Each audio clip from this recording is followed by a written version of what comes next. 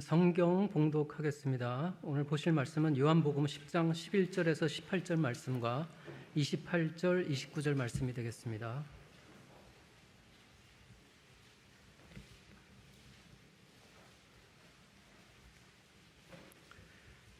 네, 봉독하겠습니다. 나는 선한 목자라. 선한 목자는 양들을 위하여 목숨을 버리거니와 삭구는 목자가 아니요 양도 제 양이 아니라 이리가 오는 것을 보면 양을 버리고 달아나나니 이리가 양을 물어가고 또 해치느니라. 달아나는 것은 그가 삭군인 까닭에 양을 돌보지 아니함이나 나는 선한 목자라. 나는 내 양을 알고 양도 나를 아는 것이 아버지께서 나를 아시고 내가 아버지를 아는 것 같으니 나는 양을 위하여 목숨을 버리노라. 또 이 우리에 들지 아니한 다른 양들이 내게 있어 내가 인도하여야 할 터이니 그들도 내 음성을 듣고 한 무리가 되어 한 목자에게 있으리라. 내가 내 목숨을 버리는 것은 그것을 내가 다시 얻기 위함이니 이로 말미암아 아버지께서 나를 사랑하시느니라. 이를 내게서 빼앗는 자가 있는 것이 아니라 내가 스스로 버리노라. 나는 버릴 권세도 있고 다시 얻을 권세도 있으니 이 계명은 내 아버지에게 받았노라 하시니라. 28장 29절 봉독합니다. 내가 그들에게 영생을 주노니 영원히 멸망하지 아니할 것이요 또 그들을 내 손에서 빼앗을 자가 없느니라. 그들을 주신 내 아버지는 만물보다 크심에 아무도 아버지 손에서 빼앗을 수 없느니라. 아멘.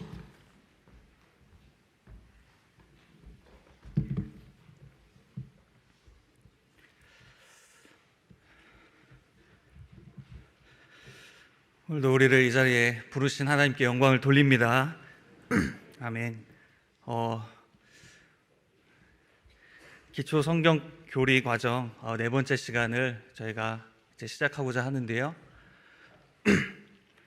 오후 시간인데 피곤하신데 다들 대단하십니다. 예, 이렇게 출석 체크가 대단한 건지 하나님의 말씀을 사모하는 열정이 대단한 건지 저는 후자가 맞다고 믿습니다. 네, 참 이렇게 열정이 많으셔가지고요. 지난주 질문지 정답을 좀 체크해달라고 요청을 해주셨습니다. 그래서 먼저 지난주 3강 질문지 정답을 체크하고 가겠습니다. 자, 한번 화면 보여주실까요?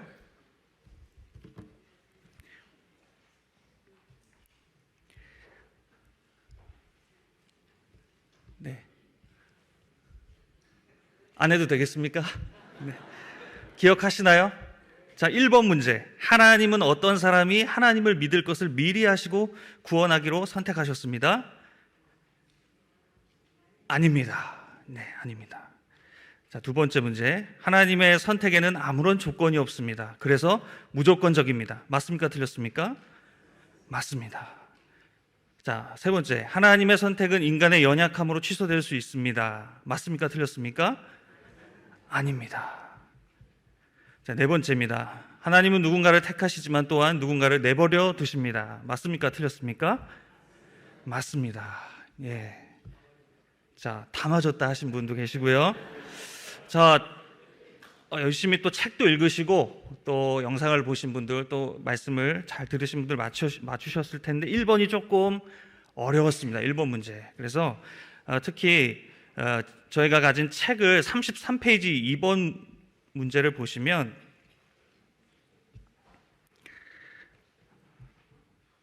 자, 이렇게 되어 있는데요.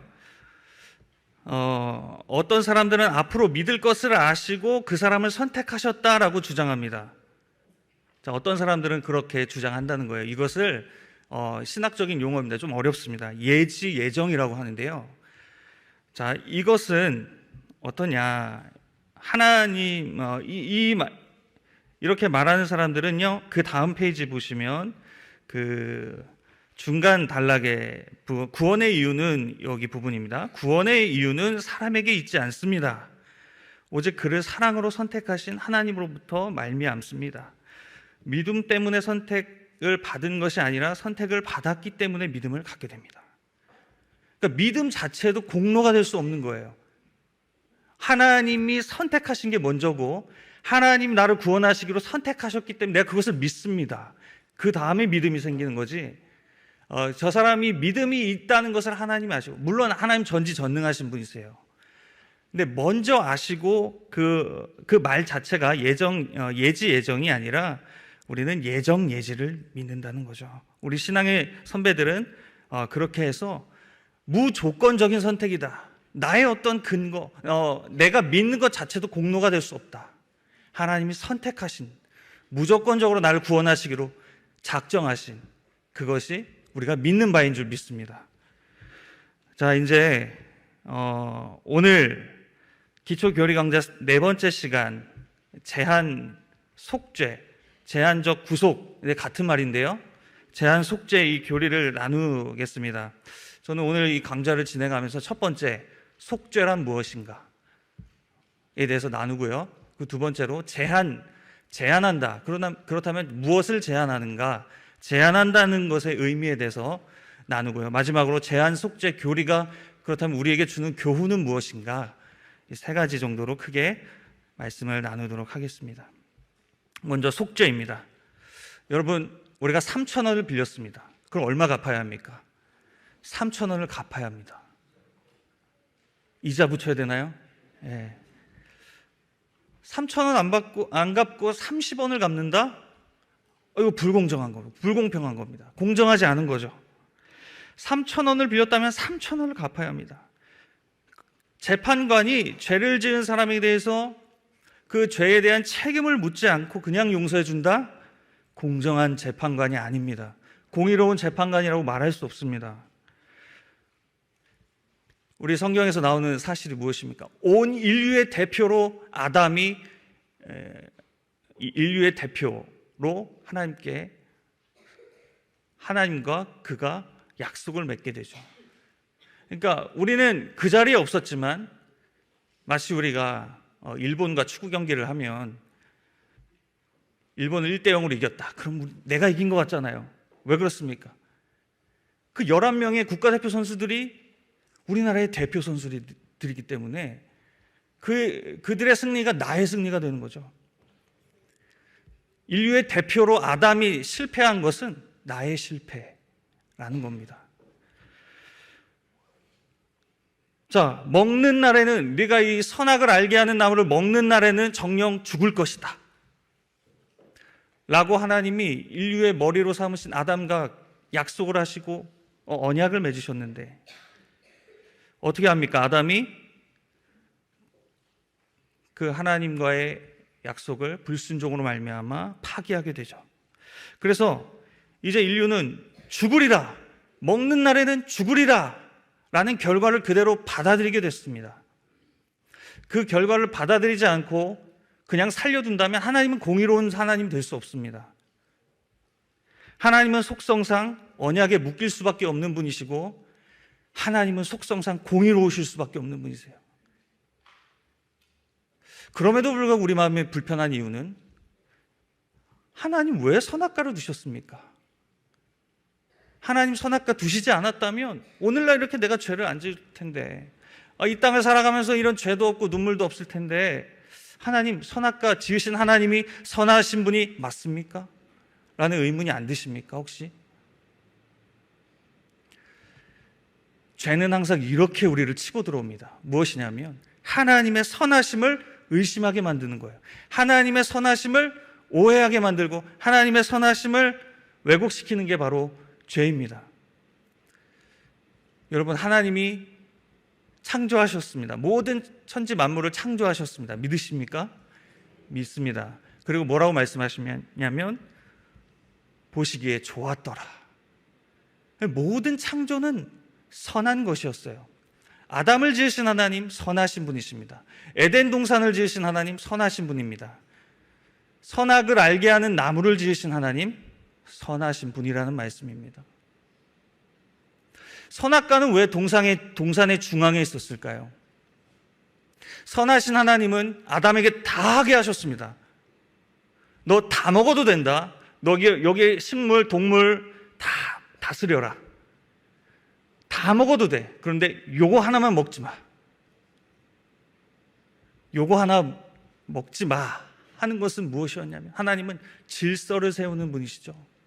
하나님의 자리에 인간이 그 자리에 올라갈 수 없다라는 것을 중앙에 알게 하시기 위해서 선악을 알게 하는 나무를 그 중앙에 세우십니다.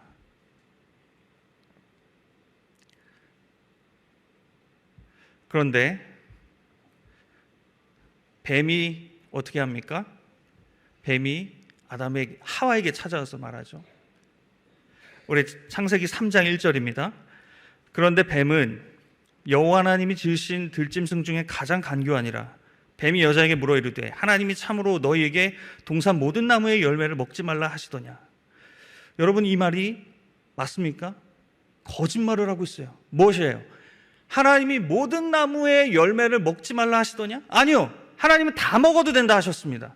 사단은 교묘하게 말씀을 틀어서 유혹하고 있어요. 어떻게 유혹합니까? 야 하와야, 야 아담아, 하나님은 선하신 분이 아닌 것 같지 않냐? 다 먹지 말라고 하지 않았냐? 저 선악을 알게 하는 나무가 도대체 뭐길래 저걸 먹지 말라고 하셨을까? 저거 먹으면 너도 하나님처럼 될 수 있어. 저거 먹지 말라고 하신 이유, 하나님은 뭔가 나를 괴롭힐 그런 생각을 갖고 계신 분이 아닐까? 그렇게 하나님의 선하심에 대해서 오해하게 만드는 그 죄가 틈타 들어온 거죠. 선악과는 학자들에 따르면 한 무화과 나무였다라고 그렇게 말을 합니다. 그러니까 대체할 수 있는 여러 가지 나무들이 있어서 선악을 알게 하는 나무라는 나무가 딱 존재하지 않았습니다. 그냥 무화과 나무가 여러 가지가 있는데 그 중에 하나를 그 중앙에 놔두신 거예요. 그러니까 그거 안 먹어도 됩니다. 그걸 대체할 여러 가지 나무들이 있는 거예요. 그런데 하나님은 말씀을 왜곡시킵니다.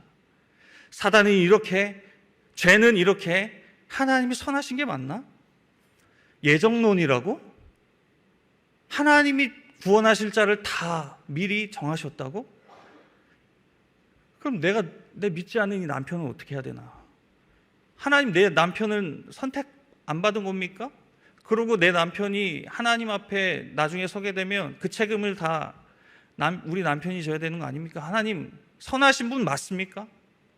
라는 생각이 드는 거잖아요. 분명한 사실은 하나님의 선하심과 하나님의 주권을 우리가 인정해야 된다는 사실. 죄는 항상 하나님을 나의 이성에 가두려고 합니다. 여러분, 무한히 유한에게 묶일 수 있습니까? 무한하신 하나님이 유한하신 존재에게 제한받으실 수 있는 분이십니까? 그렇지 않다라는 겁니다. 하나님의 선한 계획이 있다는 사실입니다. 이렇게 뱀의 게임에 넘어간 아담과 하와는 인류의 대표로 하나님과의 약속한 언약을 깨버립니다. 이제 먹는 날에 정령 죽으리라는 결과를 받아들이게 되죠. 근데 여기 죽으리라의 이 죽음은 육체적 죽음뿐만 아니라 영적인 죽음을 의미합니다. 이 영적인 죽음이야말로 진정으로 죽음이 의도하고 있는 바입니다. 이 영적인 죽음은 뭐냐? 하나님으로부터 쫓겨나는 겁니다. 하나님으로부터 버림받는 것입니다. 그런데 사랑하는 성도 여러분, 나중에 우리 예수님께서 뭐라고 그 십자가에서 물과 피를 다 쏟으시면서 뭐라고 말씀하시죠? 나의 하나님 어찌하여 나를 버리셨나이까? 그 죽음의 결과를 지금 누가 감당하고 계시는 겁니까? 예수 그리스도께서 감당하고 계시죠. 이 절규가 보이십니까? 죄인들이 짊어진 약속의 결과를 받아내고 계시는 삼위 하나님으로부터 한 번도 떨어지지 않으셨던 그분이, 하나님 안에서의 그 함께하는 그 기쁨을 누구보다 가장 깊이 알고 누렸던 그 예수님께서, 성부 하나님과 성자 예수님이 갈라지는 그 영적인 고통, 내가 지옥의 음부에 들어가서 저곳을 경험해야 된다는 저 고통, 하나님으로부터 버림받게 되는 그 고통을 예수님이 감당하셨고 그것을 다 받아들이셨다는 거죠. 그리고 이 속죄를 이루시는 주님은 뭐라고 말씀하시냐면 테텔레스타이라고 말씀하세요. 여러분, 헬라어는 이것이 우리 개역개정에는 다 이루었다라고 번역이 되었지만 헬라어 원문에 보면 한 단어로 되어 있습니다. 테텔레스타이. 이것은 마치 영수증의 가장 밑에 다 지불되었습니다, 완불됨, 지불됨, 다 갚음이라는 그 단어가 영수증에 꽝 찍힌 것과 같은 그런 단어입니다. 누가 다 갚으셨다고요?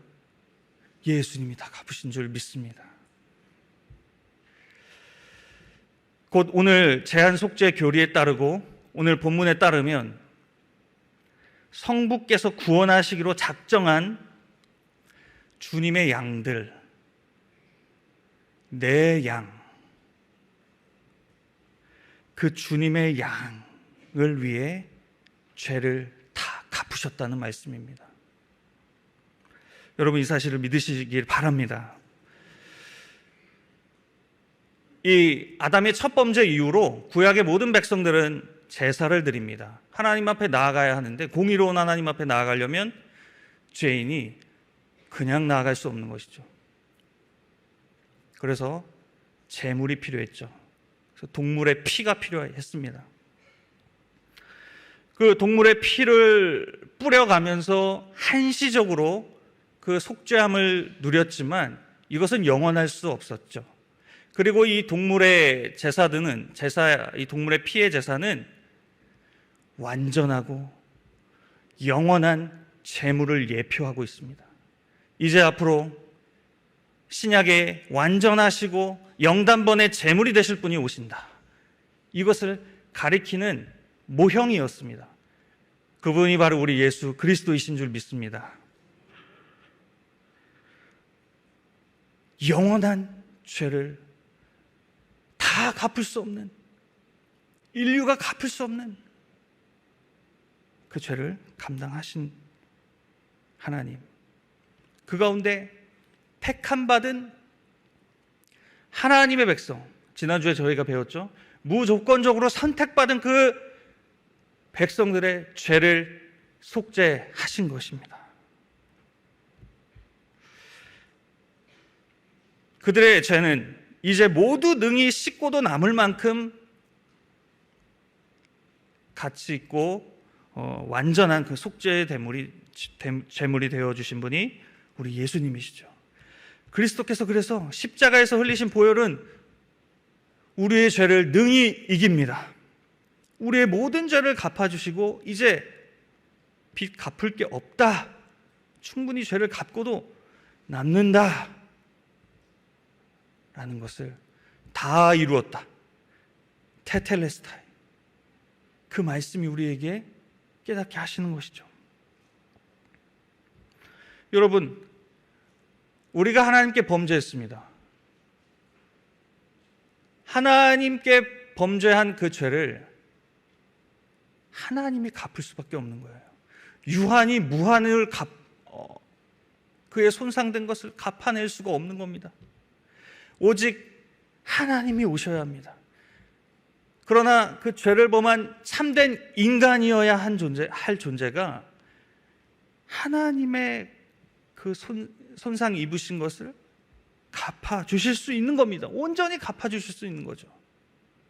인간은 그 죄를 갚으려고 하지요? 아니요, 안 됩니다. 죄를 갚으려고 하더라도, 하나님께 지은 그 죄를 갚으려고 하더라도 계속 빚만 늘어갑니다. 죄만 지어가는 게 우리 아닙니까? 그런 우리를 아시고 예수님이 다 갚으셨다는 사실이에요. 여러분, 이것이 복음인 줄 믿습니다. 아버지와 성령과 동일하고 영원하시고 무한하신 본질을 가지신 분이 이 죄를 담당할 수 있습니다. 그리고 오직 신성과 인성을 갖고 계신 예수님만이 하나님의 진노를 받으실 수 있고 그 진노를 견디면서 감당해내실 수 있는 분이셨죠. 여러분, 이것이 속죄의 능력입니다. 이 속죄의 능력을 믿는 우리는 어떻게 살아야 되겠습니까? 우리 책 54페이지 2번을 보겠습니다.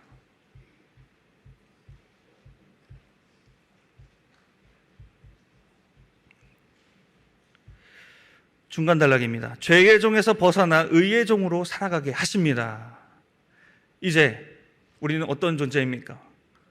죄의 종이 아니요, 예수 그리스도의 하나님의 의의 종이 된 것이죠. 우리 옛사람이 예수와 함께 십자가에 못 박혀 죽었기 때문에 우리는 죄에서 벗어났고 이제 죄의 종이 아닙니다. 그러나 죄는 계속 우리를 지배하려고 합니다. 출애굽한 이스라엘 백성들을 다시 붙잡아 종으로 삼으려고 끊임없이 추격해왔던 바로의 군대처럼 죄가 우리를 그렇게 쫓아온다는 거죠. 그런데 이 속죄의 능력을 믿는 우리는 어떻게 살아갑니까? 십자가의 은혜는 내가 주님과 함께 죄에 대해 죽은 자임을 확인하게 하죠. 그래서 죄가 나를 지배하지 못한다는 사실을 믿고 끊임없이 십자가의 은혜를 간구하며 주 앞에 나아가게 되는 겁니다. 하나님을 향하여 살아가게 합니다. 의롭고 선한 것을 생각하며 그것을 행하려고 합니다. 하나님의 나라가 세워지기를 소원합니다. 때로 실패하고 넘어질지라도 믿음의 선한 싸움을 싸워 나가려고 합니다. 이제 죄의 종이 아니니까요. 하나님을 향하여서 그 방향성이 틀어진 겁니다. 그전에는요, 죄를 향해 치닫는 인생이었지만 이제는 하나님을 향하여 살아가는 인생이 된 것이죠. 의의 종으로 살아가는 기쁨을 맛보게 되고 의의 거룩함의 열매가 맺힐 줄 믿습니다. 이제 두 번째로 제한 속죄 교리에서 제한한다라는 이 의미는 무엇인가에 대해서 함께 나누겠습니다. 여러분, 먼저 간단하게 말씀드린다면 어떤 이 제한 속죄를 말할 때 이 제한은 어떤 제한입니까? 바로 속죄함을 받는 대상의 제한입니다.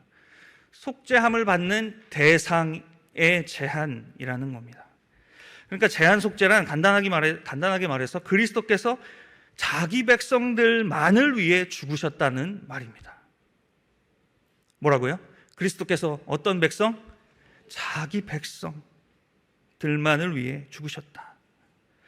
그리스도께서는 이 세상의 모든 사람들, 그러니까 택함 받은 사람들이나 택함 받지 못한 사람들 모두를 위해 죽으셨다는 말이 아니라는 사실입니다. 이 말씀을 이해하셨다면 1번 문제를 푸실 수 있습니다. 오늘 1번 문제만 푸시면 나머지는 다 이제 술술 풀리실 거예요. 제가 은혜가 있죠. 네. 여러분, 근데 대강 들었을 때 뭐가 더 하나님의 사랑을 크게 만드는 말 같습니까? 예수님은 모든 사람들을 위해 죽으셨대.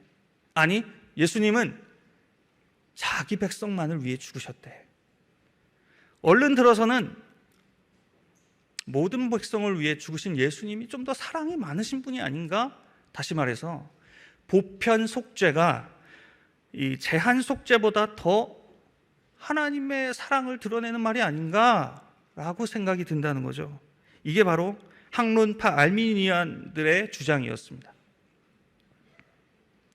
그러나 우리 믿음의 선배들은 제한 속죄의 교리가 성경의 교리다, 그것을 믿고 고백합니다. 왜냐하면 보편 속죄가 보십시오, 더 큰 사랑을 말하는 것 같이 보입니다. 그러나 그 실상에는 아주 위험한 문제가 도사리고 있습니다. 주님께서 정말 모든 사람을 위해 죽으셨다면 실제적으로 우리의 삶 속에서 주님을 거절하고 끊임없이 주님과 연결된 삶을 살아가지 않는 그런 사람이 있단 말이죠. 그런데 그리스도를 믿지 않고 끝내 구원받지 못한 사람들이 많은데, 그렇다면 그리스도께서 모든 사람을 위하여 죽으셨다라는 이 가르침은 이러한 사람들에게는 그리스도의 속죄가 효력이 없는 것이 됩니다. 끝까지 인정하지 않는 거예요. 난 예수님 몰라. 근데 모든 사람을 속죄했다라고 말한다면 예수님의 피는 땅에 뿌려져 버리는 거예요. 이 사람에게 있어서. 이해가 되십니까?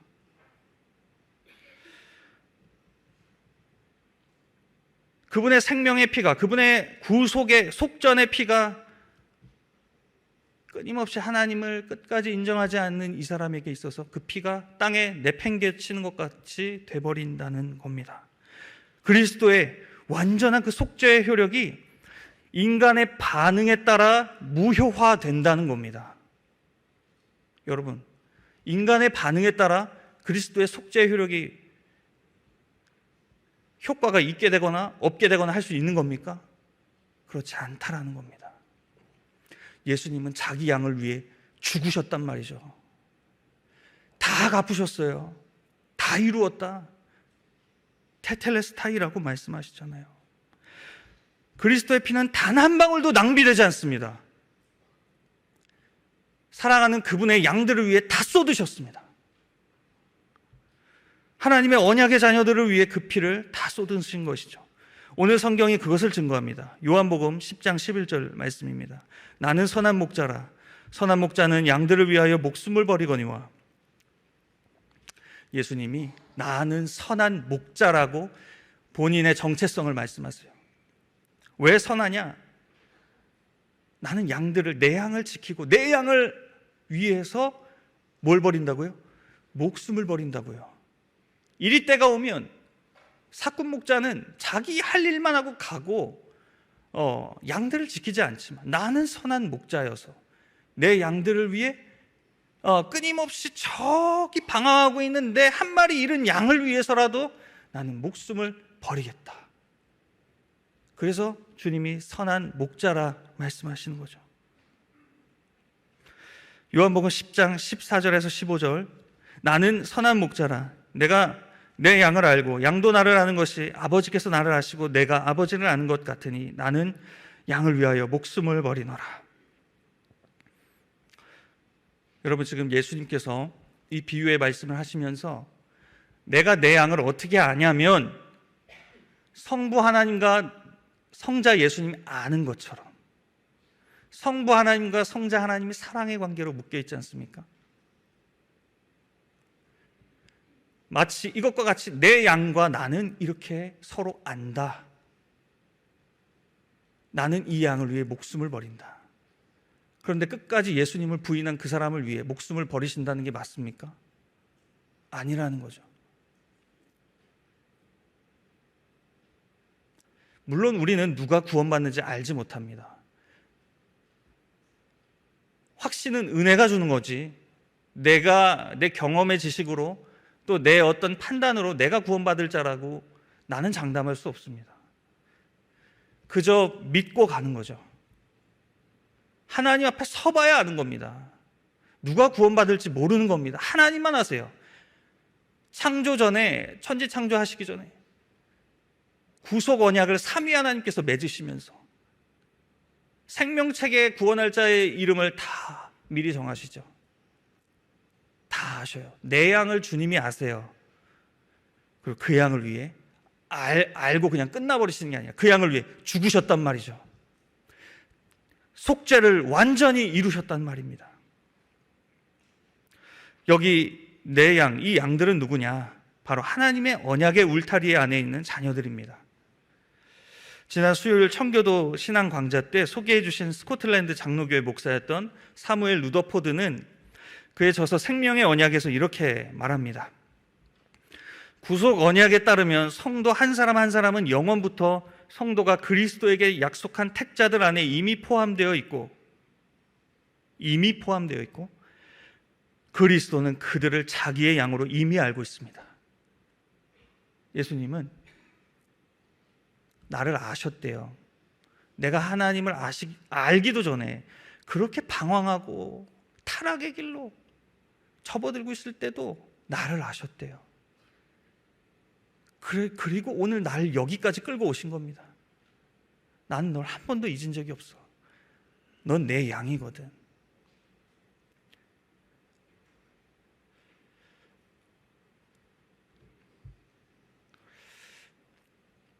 여러분, 시편 139편 16절에 이런 말씀이 있습니다. 내 형질이 이루어지기 전에 주의 눈이 보셨으며 나를 위하여 정한 날이 하루도 되기 전에 주의 책에 다 기록이 되었나이다. 다윗의 고백입니다. 다윗이 말년에 고백하고 있습니다. 하나님 나를 언제부터 아셨다고요? 내 형질이 이루어지기 전에, 내가 엄마 뱃속에서 착상되기 이전에, 그때도 이미 누가 보셨다고요? 주님이 날 보셨다고요. 왜요? 내 양이니까요.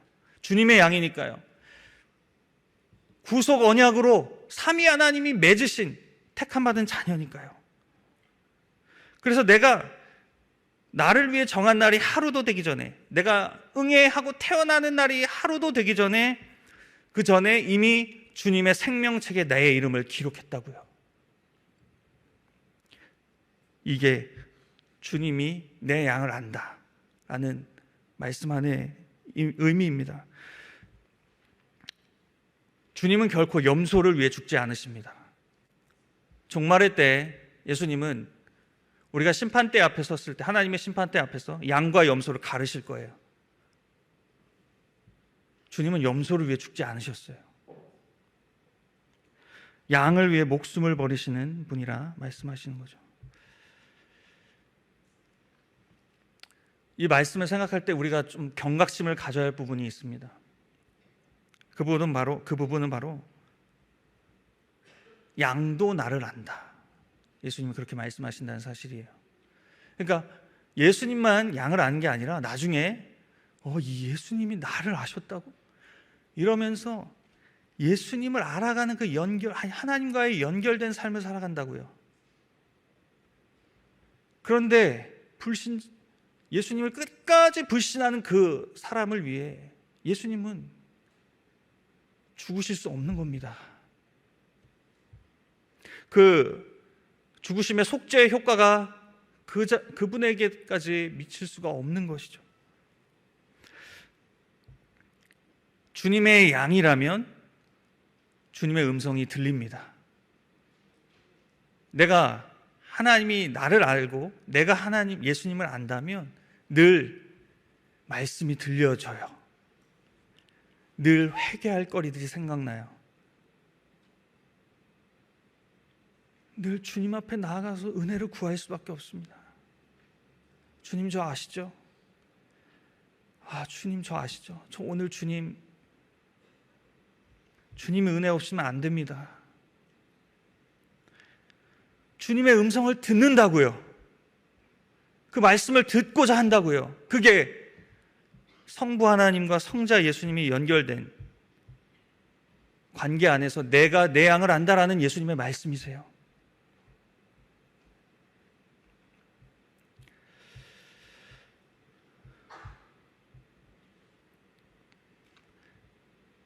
이 제한속죄의 또 다른 성경의 증언은 요한복음 17장 9절입니다. 내가 그들을 위하여 비옵나니 내가 비옵는 것은 세상을 위함이 아니요 내게 주신 자들을 위함이니이다. 그들은 아버지의 것이로소이다. 나는 세상을 위해서가 아니라 아버지께서 내게 주신 자들을 위해 기도하겠습니다. 예수님이 십자가의 도상으로 가시기 전에 대제사장적 기도를 드리시면서 내가 구원할 자들을 위해 기도하겠다라고 중보자의 그 모습을 보여주시는 거죠. 하나님의 소유된 백성을 위해 기도하시는 거죠. 그들을 위해서 구원을 베푸시고자 하시는 주님의 모습입니다. 또한 마태복음 1장 21절 말씀입니다. 우리 이 말씀 함께 같이 읽어보겠습니다. 시작. 아들을 낳으리니 이름을 예수라 하라. 이는 그가 자기 백성을 그들의 죄에서 구원할 자임이시나 하니라. 아멘. 네, 21절까지만요.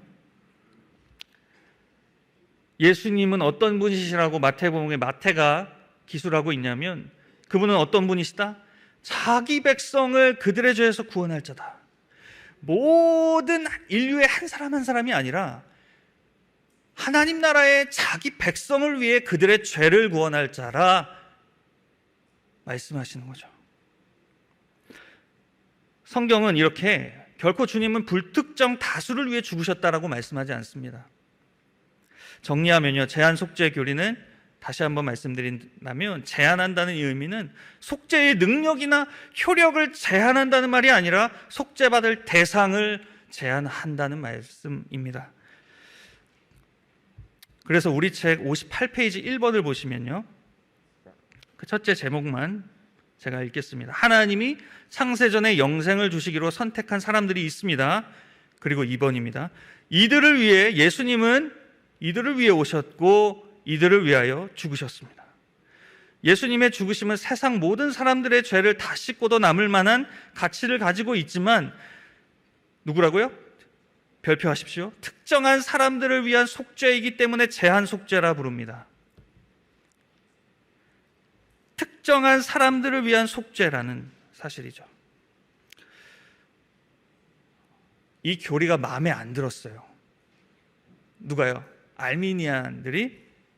그래서 하나님이 그러면 구원할 자를 다 정하셨으면 우리 뭐 전도 안 해도 되겠네?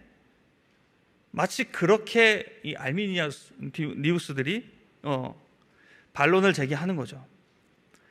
그때 이 도르트 회의에서 다시 우리의 믿음의 선배들은 이 신조를 추가 작성합니다.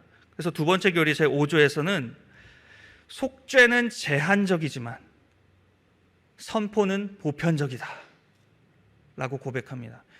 왜냐하면 이게 성경에서 증언하는 내용이기 때문에 그렇습니다. 뭐라고요?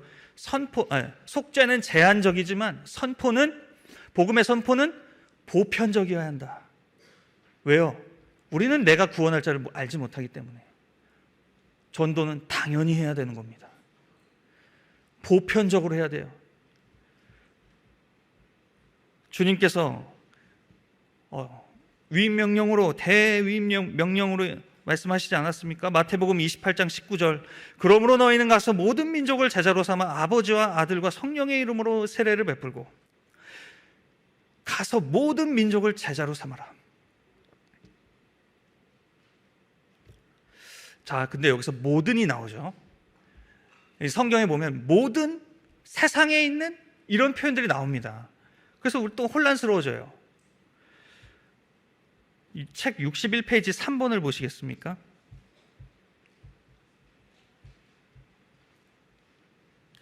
주님은 제자들 향해서 너희는 가서 모든 족속으로 제자를 삼으라고 하셨습니다. 예루살렘과 온 유대와 사마리아와 땅끝까지 이르러 내 증인이 되리라 하셨습니다. 유대인인 제자들의 시선은 오직 유대인들을 위한 것에서 전 세계를 위한 것으로 바꾸어 주셨습니다. 그러니까 이 모든 이 세상 이런 표현들은 유대인의 사고를 깨고자 하시는 예수님의 의도가 있는 거예요. 구원이 이방에도 있다. 흩어진 주님의 양들이 열방에 있다는 거죠. 선택받은 모든 자를 말하는 겁니다. 그들이 지금 이 세상에 널리 퍼져 있다고요. 그래서 선포는 보편적이어야 한다라고 말하는 겁니다. 오늘 본문에서도 우리 예수님께서 이렇게 말씀하십니다. 요한복음 10장 16절이죠. 또 이 우리의 들지 아니한 다른 양들이 내게 있어 내가 인도하여야 할 터이니 그들도 내 음성을 듣고 한 무리가 되어 한 목자에게 있으리라. 박윤선 목사님은 이 말씀 16절을 주석하시면서 이 우리의 들지 않은 다른 양을 바로 이방 선교에 대한 예수님의 사명이라고 말씀하셨어요. 이방에 흩어진 영적인 이스라엘, 육적인 이스라엘이 아니라 유대인들이 아니라 그들을 포함하겠죠. 그들을 포함한 영적인 이스라엘이 있다고요. 그들에게 복음이 증거되어야 된다 말씀하시는 거죠. 성경은 이렇게 보편적 선포를 말씀하십니다. 그렇다면 왜 성경은 보편적 선포를 말할까요?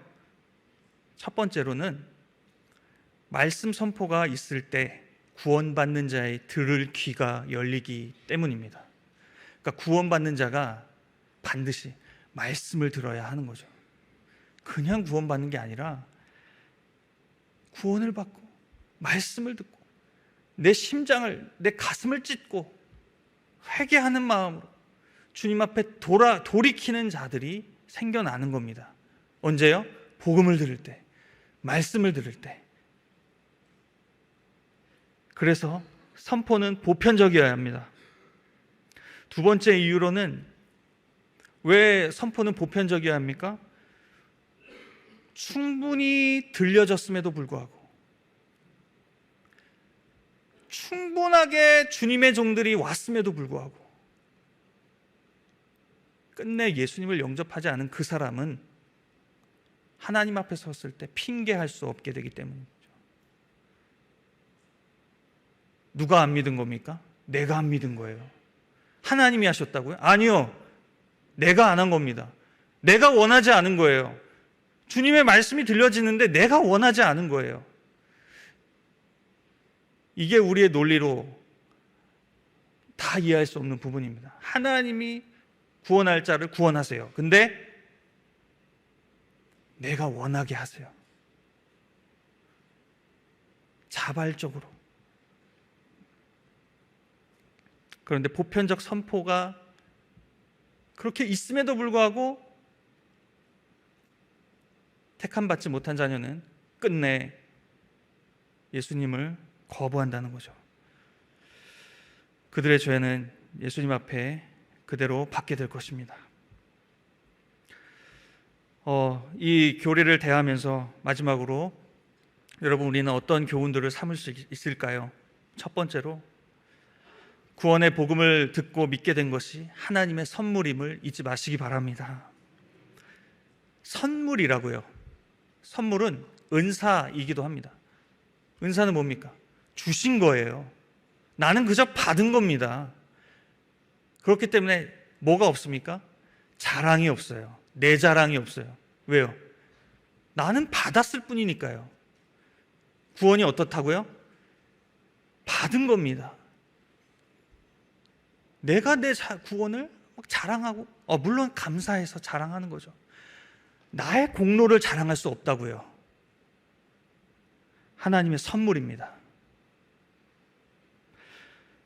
은사를 그렇게도 많이 받았는데 고린도 교회는 어떻습니까? 분쟁이 일어나요. 왜요? 자꾸 사람을 자랑화시키기 때문이죠. 그때 사도는 이렇게 대안을 말씀합니다. 고린도전서 4장 7절입니다. 누가 너를 남달리 구별하였느냐? 내게 있는 것 중에 받지 아니한 것이 무엇이냐? 내가 받았은즉 어찌하여 받지 아니한 것 같이 자랑하느냐? 받았는데 왜 자랑하느냐? 라는 게 고린도 교회를 향한 사도의 처방전이었습니다. 그러니까 자꾸 내가 지금 나를 자랑하고 있다면, 나의 어떠함을 자꾸만 자랑하고 있다면 지금 나는 받은 사실을 잊고 있는 겁니다. 은사는 내 것이 아닙니다. 구원도 원래 내 것이 아니었습니다. 우리는 그저 하나님이 내버려 두시면 그저 영원한 형벌에 들어갈 수 없는 존재였습니다. 오직 하나님의 은혜만을 자랑하시기를 바랍니다. 두 번째로 제한속죄 교례를 통해서 반드시 구원해 내시는 하나님의 열정을 보십시오. 오늘 본문 요한복음 10장 28절 29절입니다. 내가 그들에게 영생을 주노니 영원히 멸망하지 아니할 것이요 또 그들을 내 손에서 빼앗을 자가 없느니라. 그들을 주신 내 아버지는 만물보다 크심에 아무도 아버지의 손에서 빼앗을 수 없느니라. 할렐루야. 아무도 아버지의 손에서 빼앗을 수 없느니라. 어떠한 피조물이라도 하나님의 사랑에서 끊을 수 없는 겁니다. 그게 창조주라면요, 그게 신이라면 끊어낼 수 있겠죠. 하지만 환난이나 공고나 핍박이나 그 어떠한 피조물일지라도 하나님의 사랑에서 나를 끊을 수 없는 겁니다. 하나님의 손에서 나는 벗어날 수 없는 존재. 하나님은 반드시 자신의 자녀를 구원하시고 말로만 하시는 게 아니라 죽으셨잖아요. 다 갚으셨단 말이죠. 내가 그렇게 연약하고 불순종할 그런 이력을 많이 갖고 있는 나를 이미 아시고 구원을 미리 먼저 허락하시고 선택하셔서 이제 그 은혜를 감사히 여기면서 이제 나는 구원받은 자녀답게 살고자 애쓰는 거죠. 죄를 안 짓는다는 게 아닙니다. 그러나 죄를 지을 때마다 이 죄가 주님을 죽였어. 여러분이 가장 사랑하시는 사람이 칼에 찔려 죽었다고 생각해 보시기 바랍니다. 이런 비참한 사건이 일어났는데 어떤 경찰관이 와가지고 내 사랑한 사람이 찔린 그 칼을 보여주면서 이거 유품으로 가지실래요? 가지실래요? 이렇게 말한다면 여러분 어떠시겠습니까? 지금 장난하십니까? 지금 저와 힐난하십니까? 라고 말씀하시지 않겠습니까? 예수님의 내가 지은 죄 때문에 찔리셨다고요. 우리가 죄를 짓는 이유는 예수님을 사랑하지 않기 때문입니다. 예수님의 사랑보다 더 한참 못 미치기 때문입니다. 근데 나를 위해 죽으셨다고요? 죄를 보면 미워할 수 있어야 되는 거죠. 이제 점점 우리는 죄를 미워하게 될 줄 믿습니다. 주님을 더 깊이 사랑하게 되는 거죠. 그분이 끝내 우리를 구원하시는 줄 믿습니다. 오늘 이 자리에 계신 저와 여러분에게 이 하나님의 은혜가 있는 줄 믿습니다. 마치 시편의 23편의 고백처럼 내 평생에 하나님의 선하심과 인자하심이 반드시 나를 따르니니 내가 여호와의 집에 영원히 살리로다. 그 구원받은 신자를 절대로 손에서 놓지 않으시고 하나님의 집에 가게 하실 그 하나님을 바라보시기 바랍니다. 특별히 오늘 함께 예배하시는 새가족 성도님들을 주님의 이름으로 환영합니다. 저는 여러분을 향해 예수님이 죽으셨다고 믿습니다. 그래서 오늘 이 자리에 오기까지 하나님의 열심과 사랑이 한결같이 함께 하신 거죠. 하나님의 때가 되어서 어떤 사람과 사건을 통해서 복음을 듣게 하시고 우리를 하나님께로 끌고 오신 겁니다. 이 하나님의 은혜가 너무 감사하지 않습니까? 하나님의 은혜만을 자랑하는 우리 새가족분들 그리고 저와 모든 성도님들 되시기를 바랍니다. 그리고 우리 새가족 성도님들 특별히 이 교회에서 주님을 깊이 만나시기 바랍니다. 주 안에 가족된 성도의 아름다운 교제를 나누시면서 특별히 교회에서 제공해드리는 성경 말씀을 잘 배우시기 바랍니다. 구원받은 우리가 예수 그리스도의 장성한 분량에 이르기까지 주님이 우리를 만들어 가실 겁니다. 그 주님을 바라보시면서 승리하시는 모든 성도님들 되시기를 주님의 이름으로 축복드립니다.